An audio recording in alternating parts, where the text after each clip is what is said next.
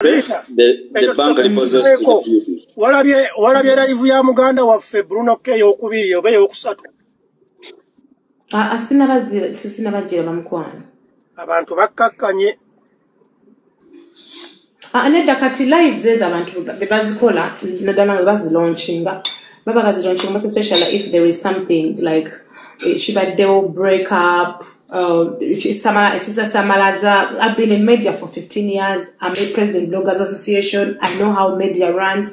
People love say they would come to watch you just to see Chichogeno Gamalesa show me say break up or go to HI Rita bagena kwagala bagena kujawa no live video bagamenti no Rita Rita ne meze ya bacha wagana. What is meze going to tell us? They will all come to see kwango gena bagambe byama byange and they want to know the byama.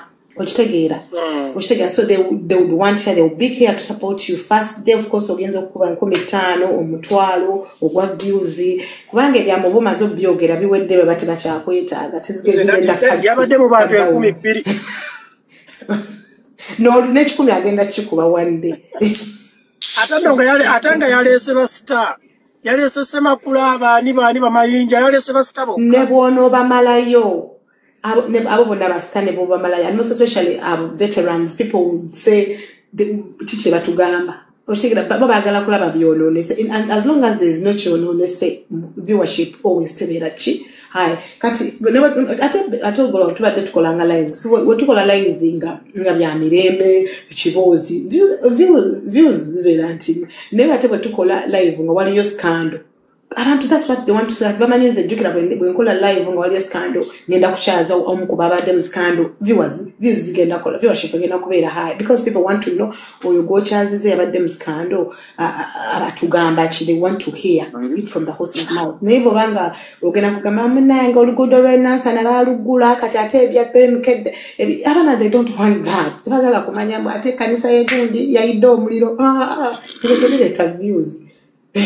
Ati kakati lita ekivulu kya 17 okiraba otya kikube muto achikole freedom achikole atako akontinue ngeno n'okukiranga akozese yo live okukiranga abantu bagule tables akole obubuntu obukole obuletawo abagagga ate tadda ombuno omuntu amuganda okubba omugagga abagagga mubalaba kabata ali mu kugamba mbuno babba abagagga abo bonna banoonya viewership banoonya following banoonya abantu kubamanya omugagga ajja ku live yo nga yagala n'agaba sente nga yagala ne like ubuyinza kati tagenda kulinda mbuno ntino oli audience yoli emumanyi nti n'agabayo sente kati twagala ku audience yono ono naye Bruno kenaye emanyi nti ngaba sente era ajja kulaba omugagga azje wano ewa Bruno kenaye agabe yo sente atagule ne tables ekikulu katezo shows atunde butunzi tables tadda kwe azitundire ku live zigenda kugwawo no baba nga tubaze ekikulu tables zonna ziri sold out chekikulu ready set atagenda kuswala mu kukivulu ekyo nze ndabanga agenda okukaaba abantu okwatendinga there may not be many, but as people selling tables ku live. As always selling tables ku live nezigwawo. Kujukira abantu abali bajamu wagira. Bajamu wagira. Actually, from the marketing perspective, yakoze kintu ekituufu bude bakikoledde ekituufu okutegeka ekivulu. Batugamba timing is very important. Era abakulawo n'agamba kikole nga mugwomunana teyandikoze.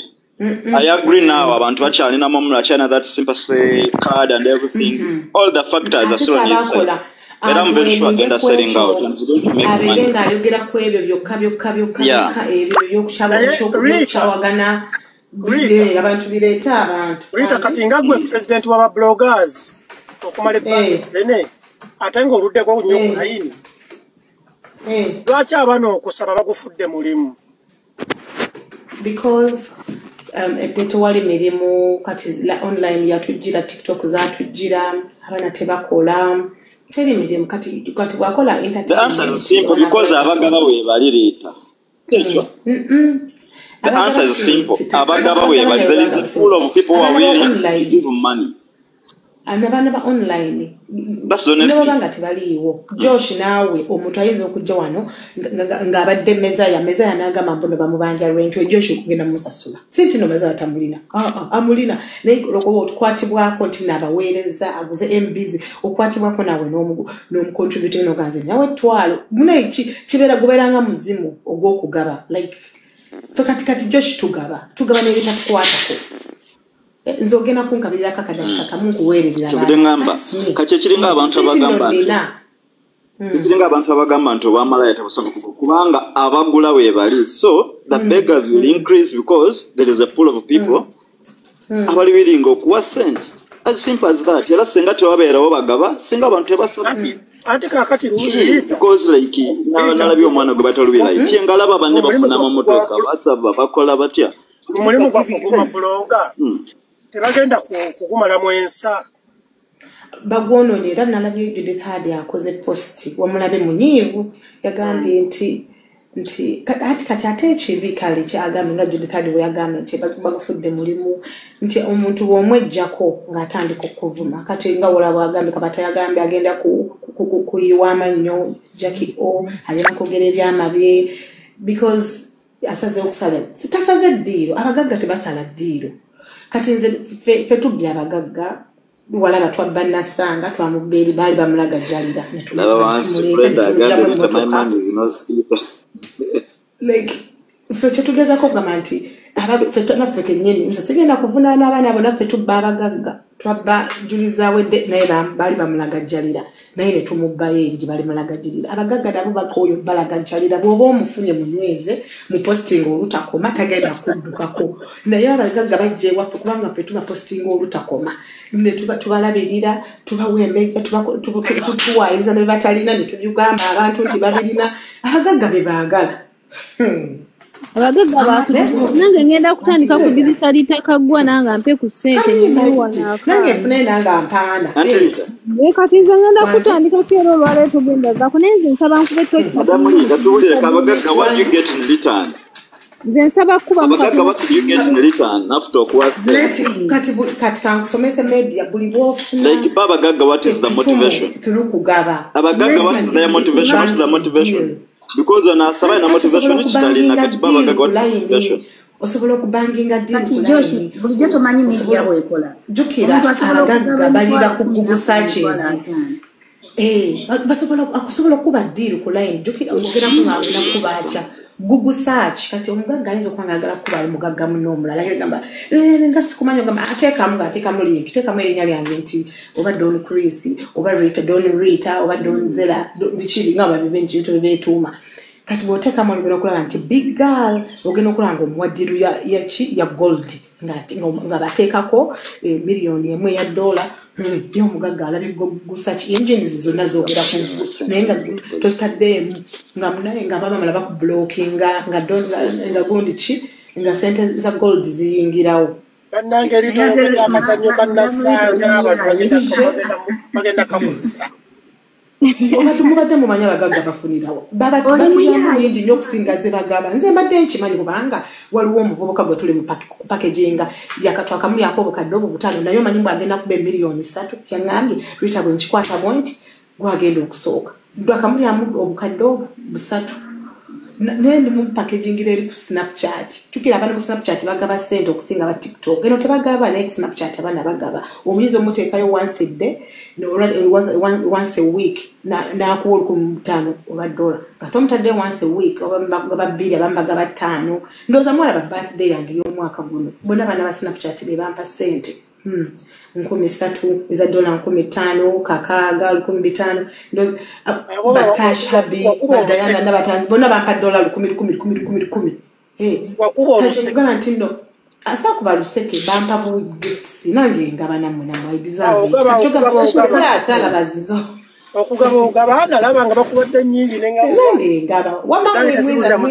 ngaba sigaba ogabera nange ogenda kunjukyayo ngaba kati omuntu wa all together bampandoza nga 78M ze Uganda then ezo 78 nakwatako kukomezwa nenzigabira back public good job eti nze Rita wano kanjasizeewo nange ekintu Ninawo omwana nanga ndi bubi omwana wa brother wange mama we yafiira mu ddwaliro ly'Emityana hospital story wagirabako kakati munnaye ne bamuwa miliyoni 10 gavumenti naye omwana baaziwa oba abafamire ne baziyeyo kesi yeetaaga kulondola buli omwana antuddemu yalaze nkubanzi oba ompayo emitwalo gyaffe ne bagiba 10 gya bintu kudda ku ssomero addayo 2 nze omba nkikubye gwotyo n'aba osobodde kananno ng'okuba oluseke oyogera supiidio kati gwokuba oluseke anawaye adi ayinza okugjako wuyo ali mu uniform omugaga w'omulaba olinako abaki oyagala mmeka azitegedde ki ekizibu kyekyo so bisigadde tunaayogera kati ngenda kuba tooki mu kivulu kya Bruno Kenze wamma Edi Kyendaba ekivulu ekyo kiyinza obutavaayo bulungi kubanga alina excitement y'amaanyi omulema ate balina ekizibu tebayagala kwebuuza bw'oba okubye ekintu ng'ekyo genda kewa Edi Mizaya mwebuuzeko mugambe Edi Mizaya nyina ekizibu ekino kati nkoze ntya mpiseewo ntya gendako mu bantu nga balitakagwa babuuze litakagwa mulidde mu kitu ngenda kihandolinga ntya Ronald Manje yagezezzaako babuulira yesterday naye abaana tebaagala kwebuuza that's the big thing gye bagenda okukola so ekivulu kyandi mukwata kiyinza kyandibadde ekivulu kimukolera nnyo singa kibadde anedda naye ajja tunda tables ku line agenda zitunda yes this is what I'm saying nti agenda afuna namba zyawe agenda kikuba ku line naye tiketi agenda kuzitunda kuba abatono mu numbers okwatendinga ekivulu but when it comes to selling tickets na kufuna sente mu kivulu kye agenda kutunda Rita wanji kana akawala akaseme wansi bambe obedda kayayana kagala kukubuuzaako wasapa mama Rita ndi bulungi ogamba otya mukwano ndi bulungi mukwano Edi Mizaya gyebale kusebo nawe gyebale kale mama Rita nsanyusa okulabako mukwano mbadde njagala kunyamba okay just mami wange ali mu ddwaliro ate tebanaba kunsasula just bosi wange adeyinzeemu sokoleke abantu ab'enjawulo bazze wano oli owa fiizi mugenda kutugoba nze nawe gibeetaano ziba zisobola okunkolera kuba mami wange ali wali Mityana era kasinagegengamba ngende kulavuya Edi Mizaya ow'Emityana munnange lwakuba ye weekalangalo nze ndiwo eri kiwanda gyagenda okwesimba Mizaya tuli ku live yo mukwano leero oyitaawo mbatejja okwambuka leero tusabye emitwalo gyokka beredene wano wenyini woyina okulagira Mizaya nti Rita ajja kuyamba yogera ebizibu byaku Rita alina ssente just ekizibu kya mami wange kya mitwalo 10 si nyingi just zinnemye bulemi nti bosi wange adeyinzeemu gw'oli ludda wa Mizaya tuli ku live tuli ku yange oli kata ye kati Rita wuyo musabe ssente musabe mbigambe lwakyasabanzi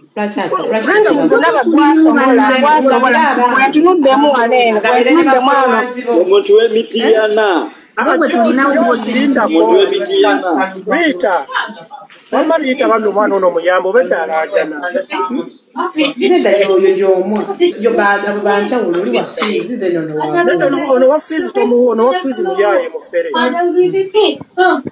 nga jasyama mulimu mujjanjika naye ntulo muteerako nti owa fiizi muteerako naye muteereko this time round nti mami wange bosi wange bagana soma enamba bakuteereko 0708 lindako bereddeni lindako ereeta mannya ki nakijoba Rosemary neyanza nnyo mami mukama akuwa omukisa Edi neyanza nnyo mukwano wekalangalo lwakubange ndiweoli webaze Rita yamala ebizibu ebyo nedda mami Rita neyanza nnyo mukwano Edi abadde agamba nti Rita tagaba omusolo gunkutte yebanangani nga nyagade kuwa Edi Mizaya abadde gandi bwanga naye kasanda mami nenga kansindike tomanya mami Rita neyanza nnyo neyanzege mukwano mukama akuddize otokandi mukama toma enamba yo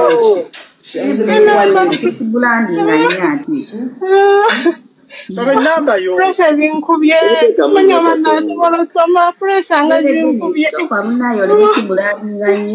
bambi Edi neyanziza nnyo mukwano tokaba mbadde stranded nga simanyi toma enamba yo ate tanalira mama Nambo bandaji mukakane bannange kintu Wange na namba kukulira live kwenkolera sent transfer. Endi mukwana nayanza nnyo tata neyanzeege. Ego ine ebizibu oli abadde asaba school fees. Nze si school fees just udwaliro. Ono olwokuba ayogedde emitwalo 10 it sounds Kente akiyinza okuba kituufu ali genuine. Ono mutuufu. Emitwalo 10 tumusasulira just bill west naye bakuba nti ng'omanyi abawalabu bagireyinza sente ng'ate omugamba akugamba agamba inshallah isagamba inshallah. Ate ayogedde n'amazima agambe sente ze zidireyinze. Anti bamusaba ejjukira omwezi gwaggwako netumugamba sente zaffe akasente kaffe tugamba inshallah jjukira gyeddwaliro erimanyi ebyo n'obagamba bamuvuma ne bamusabula naye ayina following. She must be a good lady bambi alina omutima omulungi. Alita tomuwaana kubeera mukazi kubeera good lady, she's too good. Kyekigambo ekituufu. Ge mazima. Is what? Is too good. Wanga fe tukulidde ku baliita abo biki. Waba ogamba nti good lady. Obeera omuyiye vivi. Netwebba n'ogenda ku internet n'oleka emimo gy'abakama abo mulabe biki. Amanya go bagayita Nashijoba Rosemary.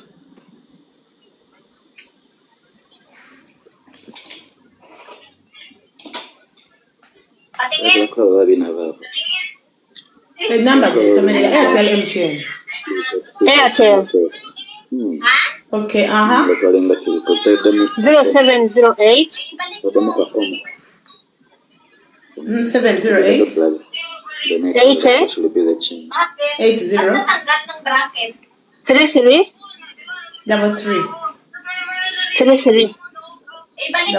again.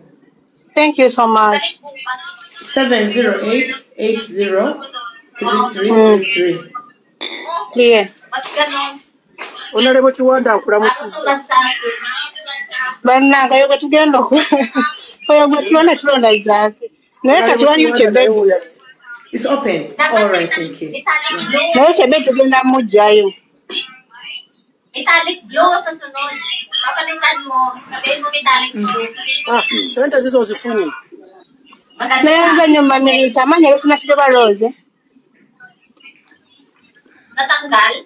Nayanza nnyo Mamirita webale nnyo webale Mukama akumpeera omukisa. Ziri mu kugamba Bannange temuddamu kusaba. Banaye wajja Mukama akuddizeewo sweet. Mamirita, thank you so much mukwano. Edimezaya, thank you so much bam. Byontaasizza. Rita yakuwadde. Mamirita, thank you so much mukwano. It's all right. Kale nayanza nnyo nayanza Eddie. Era naawe muyambye muwa atagimuwa.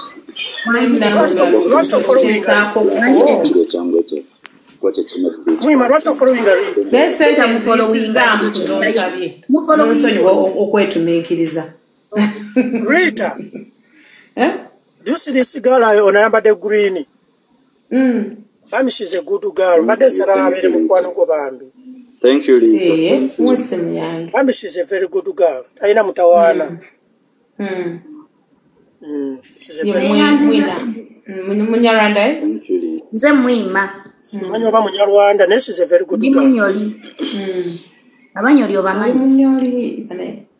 Mbama bawulira nesinaye wadde mukwano gwange Munyoli. Nze gwofunye asooka. Bannange era banno ne Nalongo kati Rita omugamba Rita tayagala kuloga. Rita si mulogo. Nalongo agala nakitolanga sho. Rita. Esente ozifunye? Beredde n'obaali wa beredde ne sente ozifunye. Naye nziyisiza asobola okwetumiikiriza. Yazifunye. Funa omukisa okwogerako n'omuntu eyasoma wuuyo. Omanyi okweyagaliza buuza ku Rita, funa amasanyalaze g'ebitabo. Sirika njogere n'omukazi weeru. Ogwe muddugavu waba. Omukyala yagaana okukwata mu kizigo. Wamma oli otya Rita? Genda Nalongo ogamba oti Nalongo nakoma okulaba ku live yange twali kusaga ya namakulanga afulinze out ne gunde jukire saga bwateserezaako nani mukunja nojja bambi nowendowoozayo munako mukulaba zibeerako naye Abannayuganda bampamba nkoowa obeera ne message nyingi oba ozuukuka nga abantu baliwo otuuka ku dduuka nga abantu bali awo olumu naye Rita wasanya akazannyo ka mukunja ne gundi n'oyo omukazi n'amakula bambi wakola bulungi nnyo ako mutuufu ke kazannyo kowazanya ak'omwaka okubazaawo okubanga baddawo naye nno bambi noono omuwala ayamba abantu bakuba Abannayuganda bambwa muwala ki ono Rita si muwala Rita mukazi nja kunze muwala gwe omanye emyaka gye nnyina omanyire abantu bamwagadde zaliwo nti abantu abagamba mu Bannayuganda abantu baagala abantu lwabumpi n'erinta emyaka gyemmekese wano zona obundowooza abantu abasinga okumanyika mu Uganda basinga okwagala kitegedde abantu they give back the love nze nina emyaka 42 ngenda kuweza 43 muzinga omusinga olina emeka nina 43 banzalamu 82 March 29 okusinga ffe abato obukulu omanyi kyalabika bulungi abato basinga obukulu nze ndiwa 82 March 29 gwe Nalongo owangalidde mu nfuufu Rita abeera mu gambe nzimeze yamusingako omwaka gumu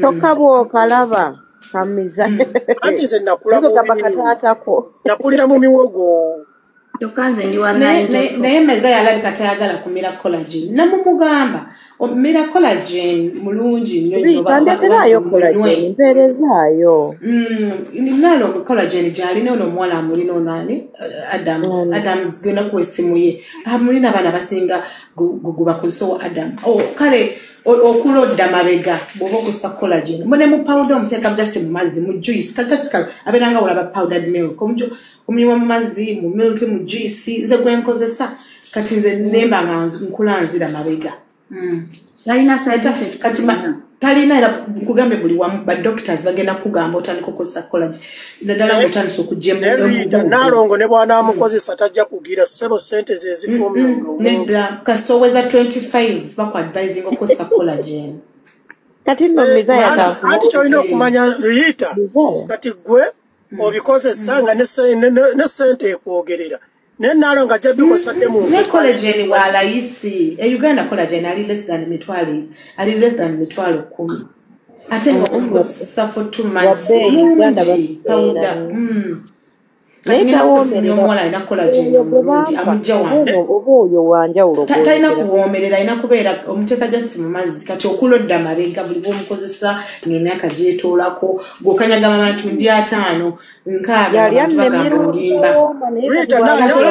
Nalongo alina wano ku mulimu gwenkolera okugjako omuntu ali mu HR yamanye emyaka gyange tewali wano wali ndayira kuba namanga amanyi emyaka gyange mituufu kubanga ba staff members bano bonna abajja ne tukola nabo ndi wana me lecturer in a university college babeera bonna bali mu 30s 20s bichi kati manyi okutuulaawo ne tutula mu staff room n'aba ba lecturers abali mu 20s ne tutandika okugeya abali mu 40s nga nange ntudde nabo ngeya ne tutandika okubageya nga tukayita bajjajja sinasi nga abaana kati waliwo omuwala yabitandika nga mutima tamanyi mbu naye ndi mu 40s natandika why are you seated with those ladies you know they're in 40s kati omwana ngamba nemuga really kanveeyo nzikyene neeta akasawo kange netandika otuula nabo nga mu break nga tuba tugeya abakulu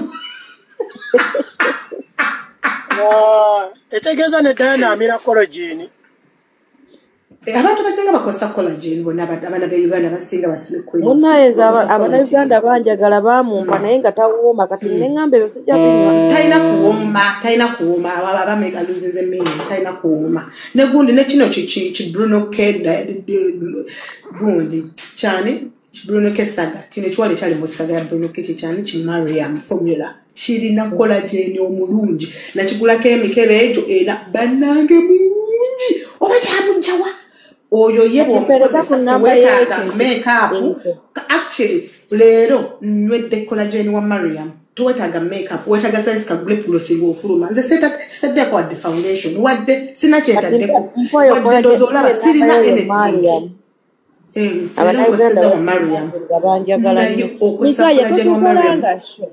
glowinga enkanyanya omuntu bino byonna tolina kubeera nankanyanya akujjako enkanyanya tolina kubeera nambugubugu tolina kutunula bukulu okisekati ffe tubeerawo netambuga these women 40s 50s what are they doing? Why don't they retire? Naye nga nange ageya ndi mu 40s Rita, ogenda kumperezako enamba ya Mariam oyo wa collagen. Mariam formula. Namba ngesimu yange ogirina ya WhatsApp. Njikuwe. Omuntu awandike esimu yange awo mu comment section mutuyambe mugiwandiike ndako.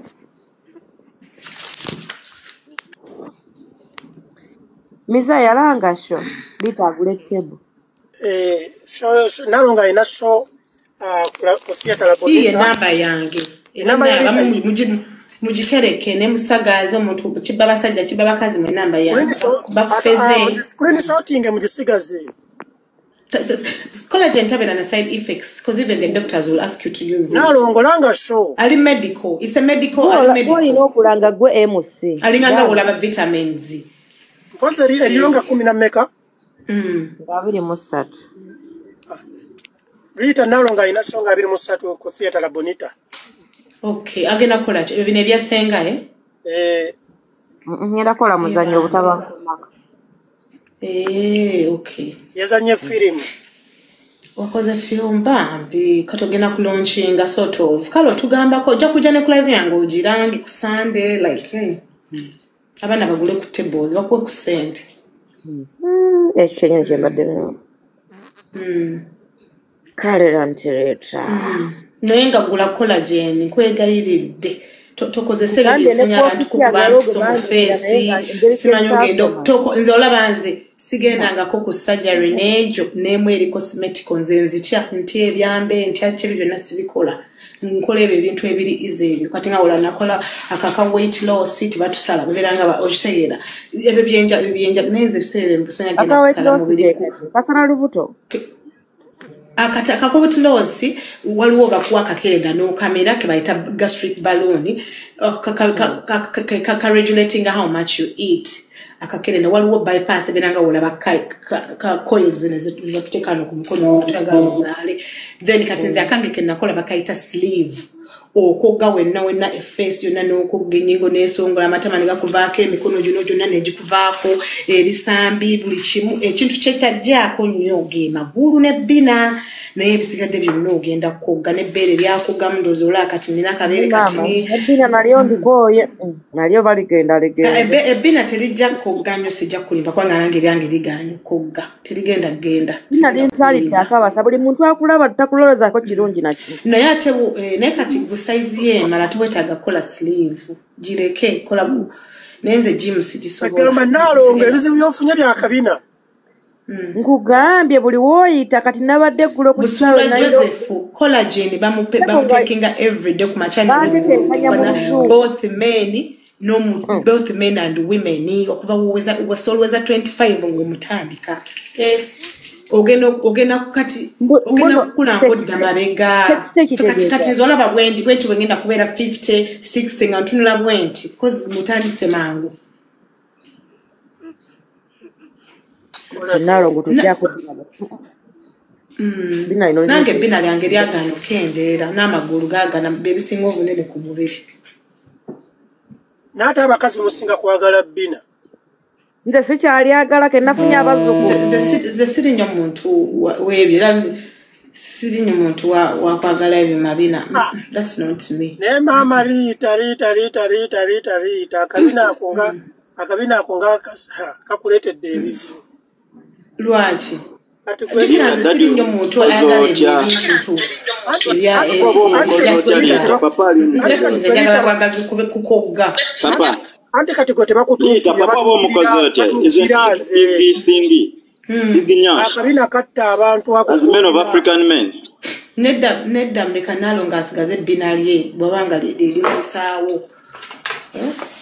Bannaye nze nkuze I have 8 girls abaana bange. Era nalongo leetaaga okusalako nalira bali bootaboota liba liguli eno wansi.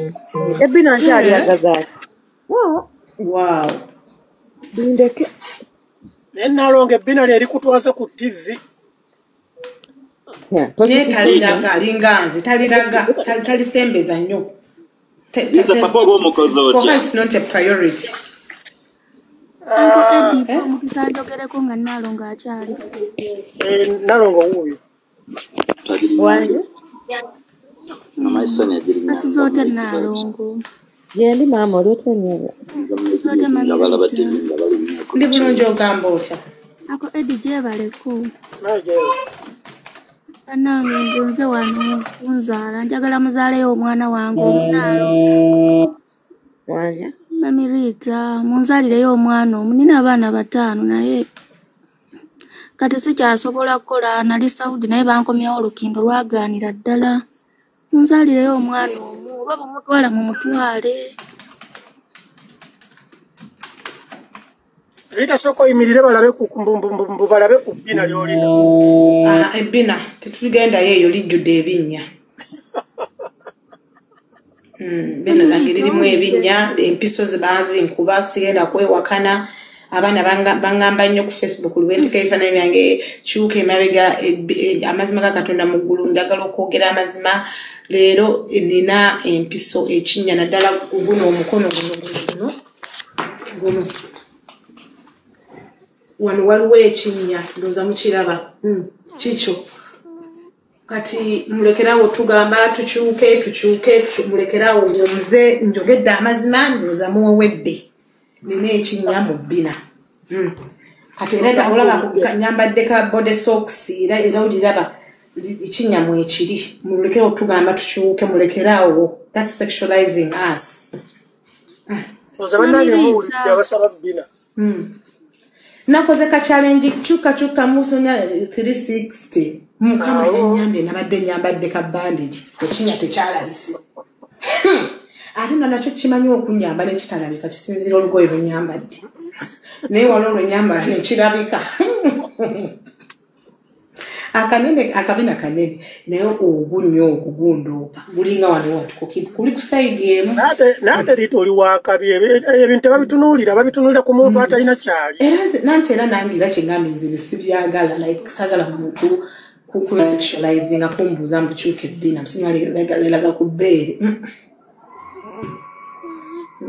kati naffe tukuze ndi mu myaka 4 ngo ngamba mbulaga ku bbeere kyukamu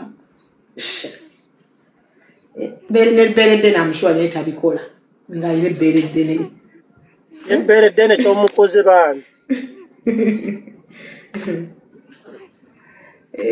waliwo ngambe mbu ngende banongoose abula banamwete munjagala mbu banongoose ekinnya kiveewo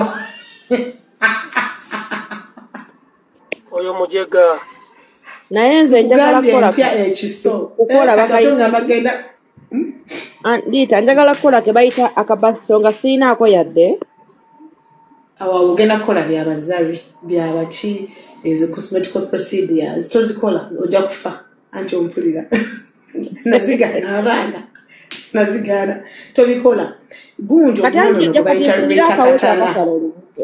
Rita Katana alina akaweke kakozesa era kagaba era nino omuntu gwena kwako wange ruva lwonna kati olubuto ogenda kumbuuza nkoze ntyo okubanga nina flat tummy olubuto lwange nakola sleeve ejjako olubuto nerubeerako kati kyenakola nkwata ebizigo waliwo omuwala wange dadi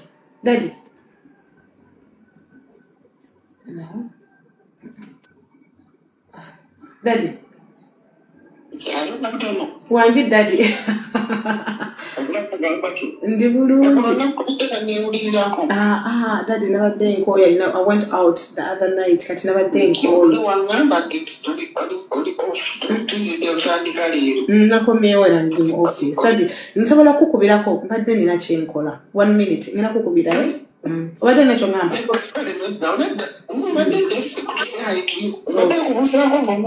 Alright. Okay, thank you. Daddy, naye wandeeterayo ki? Rosa namete naleta. Olaba nkikyomisa nange sayireetera. Mizaya waliwo hakuba ina kyayimba.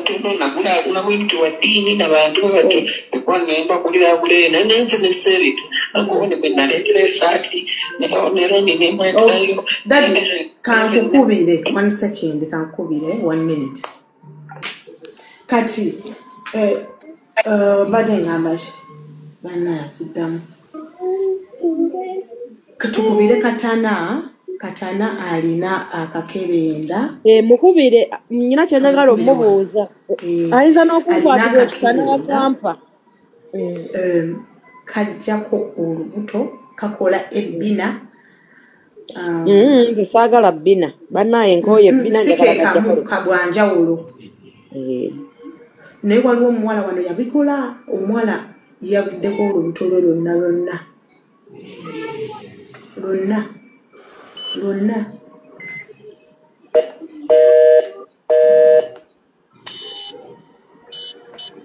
Ali ku simu ndala.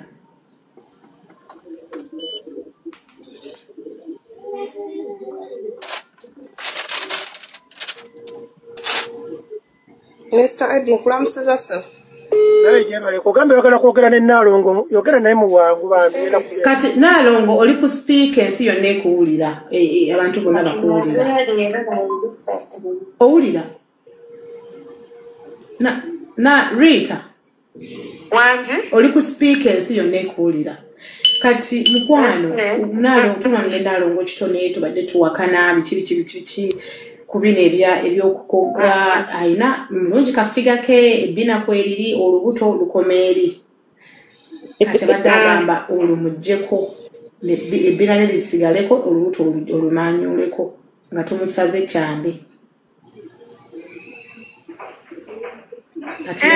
Dusobola okgenda. Anti era nange kyemugambe nti gwe manyi gwasobola okukikola wekka Uganda nga tutusaze naye n'otujja ku olubuto. N'ekirala omuntu oyo mba nsooka omwetegereza abantu abamu nange tebalina na masavu mu lubuto. Kiba kinyama nga kirebera. Byendabye organs omuntu wamala ozaala oluusi nga n'atabayindinga organs ze ziba dislocated ne ziyiika wamu. Olaba mukazi ng'omusala ewala owakogga oli n'aleeta n'amagumba muneeno mu bulago naye nga olubuto luganye ogenda okulaba nga sina masavu oganzize. Kati ffe wetukutunulira tukulaba tusobola omanya nti ezo excess fat nti olina amasavu mu lubuto. Ekisooka abantu abana amasavu mu lubuto n'emikono nagyo giba giyiika. Mpulira mukwano. Abeerera n'amasavu ku mugongo. Eyo bw'omulaba kati embuto ezimu bambi abakyala baba mistaken kubanga taba confident mubiri gwe. Nange ekibuto kiganye akabasito kumbe wa akabasito mwemuli ebyenda. Era abamu agenda ne for scanning nabamwe yo organs are normal zonna ziri wano naye ziri wamu. Naye buli bw'obayindinga naye oba osazeewo okusala lubuto nga w'obayindinga otuddawo mu shepu bulungi kwaffe Katonda atutonda nga ennyama yaffe esobola okunaanuuka esobola n'okuziddawo n'ebeera faamu. Kati kaka muwe essimu yo nedda Nalongo genda ku TikTok osachinga Dr. Katana Rita essimu ye gweri ebintu byontuma binene bannange Rita mpa bisimu naye yeetaaga n'atuweereza ebifaananyi ffe ne tumulaba. Okay. Kale. Era waba yeetaaga obindinga ajagula belt. By the way, belt is the best. Jezi belt singers are binding. Nange ndi mu kubindinga. Ye omuntu osana osana naye ng'oli alina enkanyanya ku lubuto olw'okuzaala nga Rita njagala ng'eyo gy'oyamba. Naye buli w'obindinga luba faamu ne luddawo. lasika neziddamu nezikwata kati one woba onywera eddagala lya flat tummy ng'ate obindinga bebi kiba kika naye Rita mmanyi ajja kunkebera ajja kuba mmanyi ajja kulaba oba asobola Rita nalongo kitono omumanyi mumanyi bambi muyamba omufunire kibuilt ekyo ng'ekyange 23 anfunire ebbero ate alina shonga 23 owulira alina shonga 23 kamukuteeka wano ku speaker omuwulire owulire gundi okubanga obaddeko alina shonga 23 kati mwe my personal number nkole ki soke mwetegereze owulira naalongo mpulira namba ngenda mukubira nanvudde wakusikala tuvudde ku live naalongo genda bakkanike ku live ene wameza ya Rita so duka ke Rita manyo gyakolera duke wameza ya gataliko sino platform ki Facebook agataliko sino TikTok otekeke namba eyo joyagala ku reachingire ku kati na mwana abana yali ku TikTok ijeri hiyo kulika abantu banji genda otekeke namba mwana gwe duka n'abaana balala mu comment baagala bambi thank you darling kamunonye wano banaye bulijja kuba abaana bagamba ekya dislocation of organs tebali clear toli kyekyo tokitambuludde bulungi bagala ndowooza bagamba mugende mukikoleko research newe mukigugulinga gyekiri I know it's there like I know it's there but people are not aware they think it's facts kale kati gwe hatimbulire kulya full body akogagwawo naye ng'olubuto kumbe nalongo twaliko olumu ku live yo nga waliwo omukyala bambi alina omwana we nga yeetaaga omulongoosa wamulagirirako wali mu kitoolo ku ddwaliro ly'abaana nabalagirira abo bonna ku ddwaliro ly'amagye kyembadde njagala okugamba kuba bambi omukyala yali mu buli omukale kyekyo kyembadde njagala okugamba sale mukoma Rita wanji kama hizo parking abine ebintu nga 5 minutes or 10 minutes ngikweyo live so kama following okay kwali acha nje simulabako ku TikTok kwali naye nalongo kitone analongo ye mumanyi mulaba TikTok oyere edimeza yabadde simulaba agataliko sino mumanyi ya ku Facebook je following kale kamalirize nzije bannange thank you baby girl thank you darling munange Rita alina ebintu nalongo kitone wanji mizaya olabye Rita mulaba bambe Rita alina buli kika kya muntu ayinza n'okubeera n'omuntu asobola ozuukusa omulambo ayinza okukola bomu bonna balina solution zonna zirina okokulimba wano abaana bampita DIY bangamba buli omu wano kayagala oyagala ki akakola ki oyo kubira Rita yabeera n'ebyo ebintu yaba abimanyi ate ngeri addala obirina ate nga byonna bikola kituufu aludde ku mutimbagano guno buli kintu nedda si mutimbagano Rita connection gye yasomera ne famire ye connection gye yasomera ne famire ye banene naye bannaye kambabulire okusoma kuno kintu kikulu nnyo muweerera abaana nabadde eggule ku kisaawe ne basaka kagambo Uganda Airline delayed ne ngamba kati n'ennyonyi erabika yandese kuba kati ako kategeeza ki ng'omukazi nakeddeko kati ani akakubuulidde nekakuba ekifaananyi nekaweereza maneja wange tulina okubeera ba best friends mugamba kati lwaki ennyonyi ereeta bino bitegeeza ki naŋŋamba bagamba delayed edireyinze eyongeddemu obudde bwe badde alina okukola ki naye bwe yamaze okinyonyera mizaya nasese ne ŋŋamba wano wentuuse nensirika banange bulina ali vulnerable bwati nalonga ali vulnerable banange ali vulnerable kukimama kyogera amazima nagambye wano wentuuse Takalanya abantu bwe bati bannange yena tali mu byakwewanika ai Leader Victor yoyo omuvubuka eyanjigiriza Leader Victor crypto trading forex oyo naye nalo lwakitoyingira crypto tulina eyo robot etu trading osangako sente munnange anti sibimanyiza itasaasoma just mukama yo neka bigundi teetagisa kusoma kubanga robot ye trading era ng'olinda wali mulenzi musimbi oteka capital n'otulaawo n'osangako sente kumaca nabyo omuntu alina osooka n'abikugamba obitegeere ebiriganga olaba essimu nti onyiga wano n'onyiga wano n'otula n'olinda oluzungu lunkozeemu omulimu naye wano waliwo omwami wano yayigiriza ali mu kuyigiriza abaana bange Oluganda si yoyo oyo ye Derrick nalongo ne Rita nga takozesa nnyo oluzungu ebintu bya Rita biringa alinga ataasoma Rita alinyo down to earth Rita alinyo down to earth nambanza oluzungu njogera oluzungu kubanga ogenda n'otunula following abantu okitegera kati ate nesingako yegeza luzungu ku Snap kubanga abana ba Snapchat bali so uptown actually eyo njogera luzungu lukasogerayo Luganda so ate eno Luganda and then Facebook I mix most of my posts 85% zibera mu luzungu mpulira abawala bagamba bali ku Snap nakyo simanyi kitegeeza kati Snap obeera nga olaba reality TV nti you take us through your day katolaba kati ntino ndi wano ne snapping nga ndi ku office no okitegeera like ebera ngekintu kyokola time eyo kiri live okitegeera waliwo eyange Bonalongo oyina X kuziba X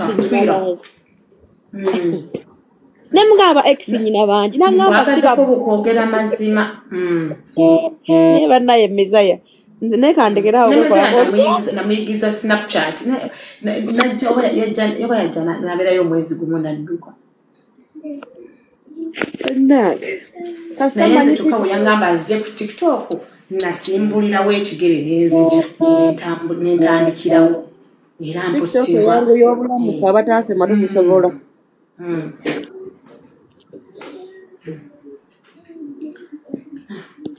naye ate ekirala bwe baggalawo Facebook abaana bonna bwe bajja wano ku TikTok era abaana wano ku TikTok bwe yali baginyumira okukamala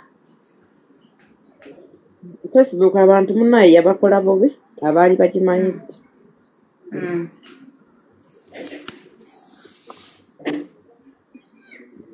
banaye aliwa host atuhosti nze tayogera ndi wano ngenda kutikka mu baana mugende maaso Rita oli mukola school runs abaana tebali leeti nedde babadde bali mu pikiniki kati mbajja mu pikiniki kubazza ku ssomero naye mugende maaso mwima wuyo waali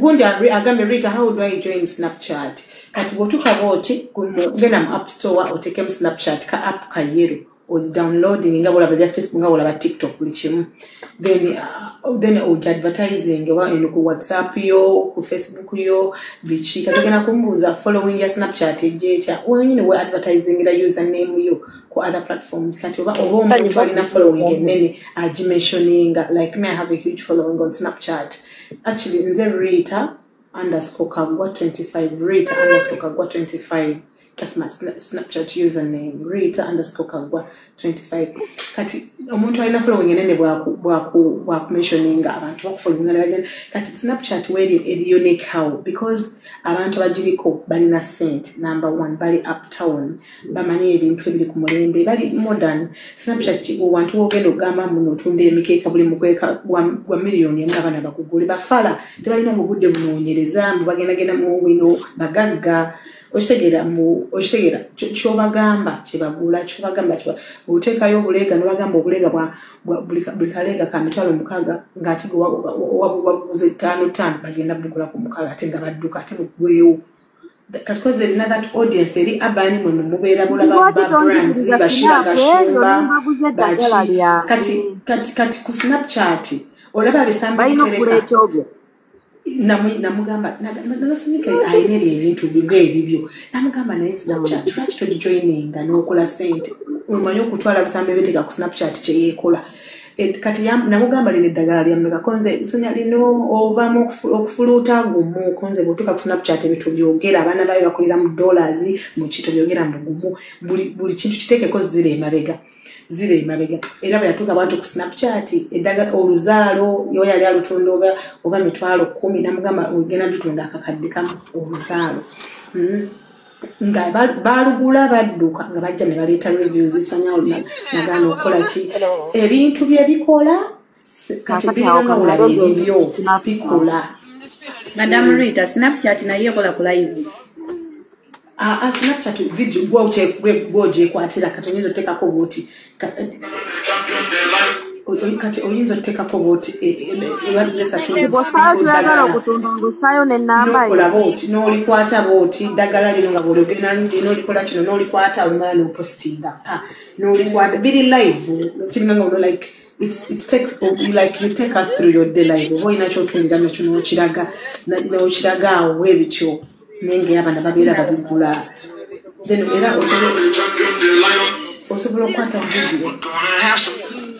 osobola okukwata videos nezibeerayo abantu kati bayinza okukata abantu bayinza ogamba rate aliriddawa kati nsinapize nga ndi mu office nebategeera nti office wunga alaga nenga nungi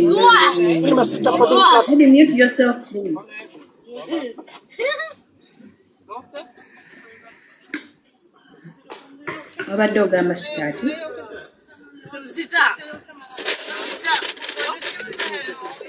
anyway muting batusomese Snapchat kati olaba ndi wano ndi mu kurecordinga ngenda balaba kati recordinga simanyi wa mutinga host kati recording zikakuka video nkalabu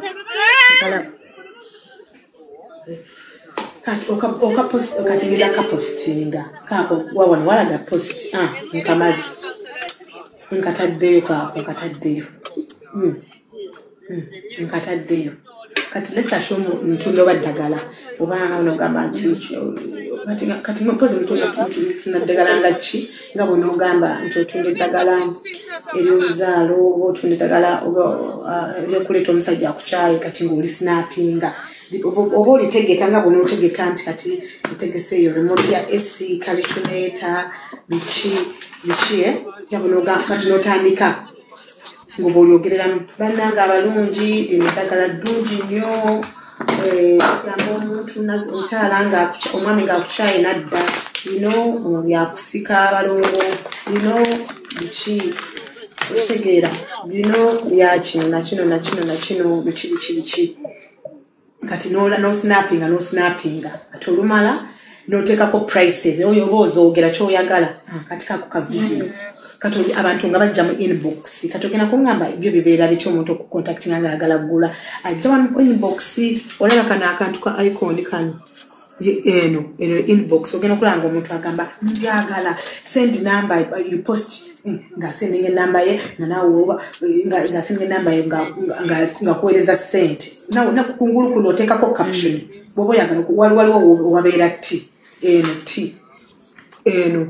kati eno yegamba nti right nga bonogamba nti owandiika nti banga bonogamba hair this hair kati nze omuntu anyambaza enviri mumanyi sike luxury hair kati mwana mulanga naye asinga kukolera eri ku TikTok kubanga ku Snapchat kubanga abaana baba bakalaba nebigumanyi erina filters ennungi eno teri filters eri nnungi gamba osiba akaviiri kati ola kana akaviiri nakasibye yakakatunza abantu nga 18 kyokka nga nakasibye ku nsagulu yakakatunda abantu nga 18 okitegeera yes kubanga nze ate nze tabunguza ampabo kubanga baziba zigenda vaayo nina ndoza over 100 pieces za human hair Brazilian hair kati bwe kubye ekifaananyi ntekako hair by Sick Luxury hair nga bana bamukubirirawo obanga omutaagenga ne batandika orderinga I want that hair like Rita kati nze ndi mugazi kati abantu baali beebuuza lwaki Rita lwaki obuviri bwa Sick Luxury hair bugwawo mangu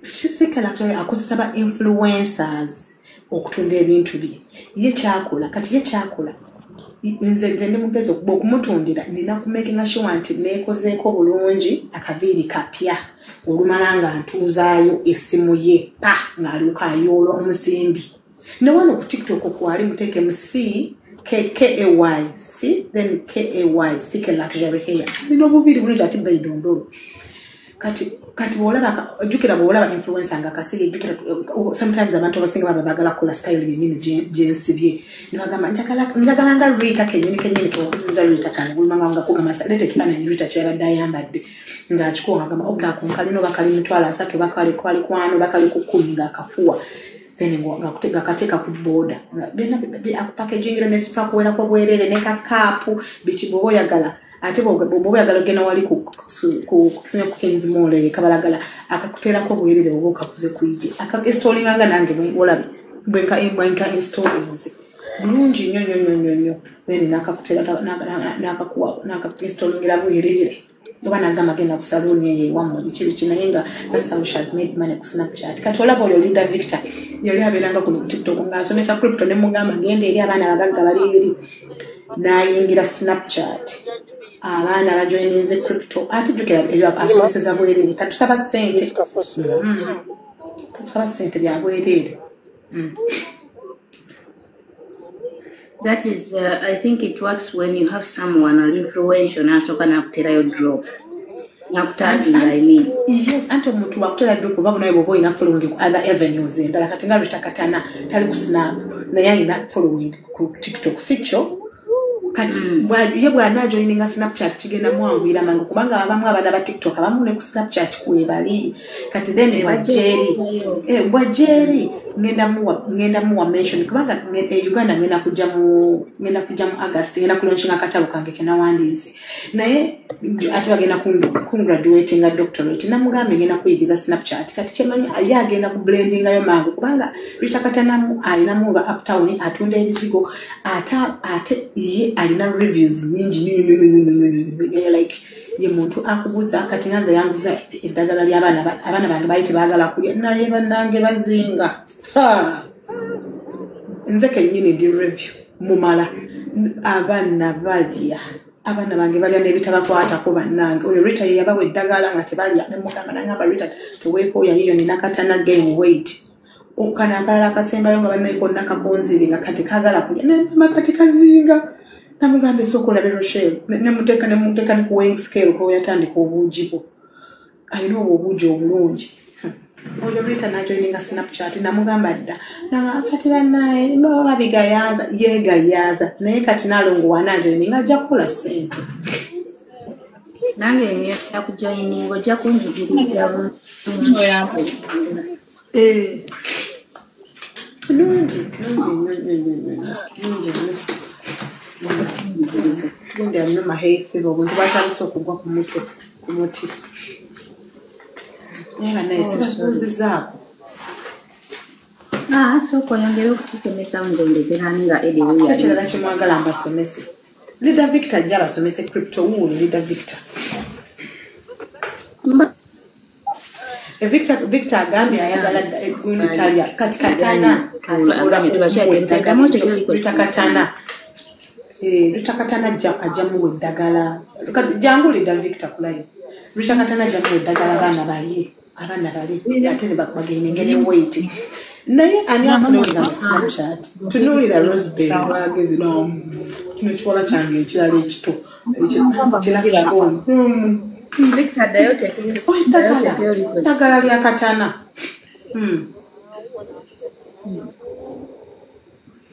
Banta Rita _ Kagwa. Bobo joining the Snapchat. Rita _ Kagwa 25. Rita _ Kagwa. Bobo joining a Snapchat. The sky is the limit. You don't need to work. Go for nature. No banga city chongo chiri babuyiri binga sili byo. Let's assume kati chokola. Bobo yagala kola sente ku Snapchat. Kola bot genda kuduka lya mkwano go yena atunda ekintu. Ola let's assume mkwano batunda fridge, microwave, ate vede tamanyi lya Snapchat. Gojimu joining gobyetume ogame mwema oba hardware oba mwema household stuff kati yebera username kange bitusiri byo omugambe akuweereze content we yenna mukwano gwatunda fridge microwave omugamba akuweereze byonna mu microwave amasimu bekigo byetereyo ku snap bw'obiteerayo kati tukira microwave waba gitunda lesa shuma gitunda mitwalo 3 gwe gitunda 5 ngabiri gago ku snap okitegeera kati you don't need no towataga videos ziri live nebefana nyibi malaka ne baba kuweerezayo videos nyinyi it's okay then awutandika okubanyonyola ng'okozesa face y'ogambe mmwe ebintu byaffe birungi tulina fridge eziri